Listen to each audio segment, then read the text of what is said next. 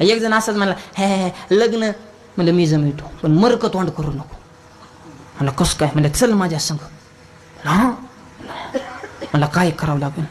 म्हणलं गळ्यात माळ आणि कपडाला बुका. मला खरं सांगा बरं का, माळ घातल्यावर जमन का?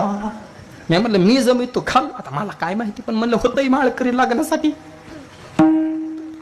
आणली माळ, पण त्यांनी बारीक माळ आणली. म्हणलं बारीक माळ घातल्या पोरगी बारीकच मिळन. मला नाही मोठी पाहिजे. मग टपऱ्या म्हणायचे माळ एवढं लुच म्हणे, कच म्हणे, हाडकाला रुतायचं. झोपताना म्हणायचं लय रुतत येत आहे. मी म्हणलं लग्न रुतून द्या.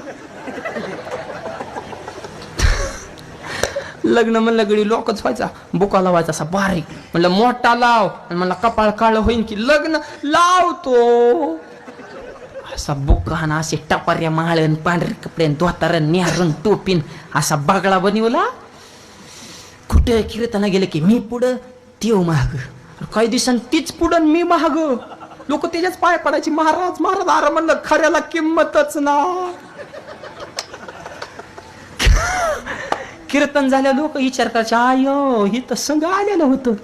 आणि तरी बी लोक उलटा विचार करायचे, पोरग माऊली संघ राहते, व्यसन नसन, धार्मिक असन, आईबापाला जपित असन, संस्कारिक असन, माळकरी दिसते, बुका लावते, देऊन टाका पोरगी ह्याला. 10 पोरांची लग्न जमविली आमच्या गावाकडले मी.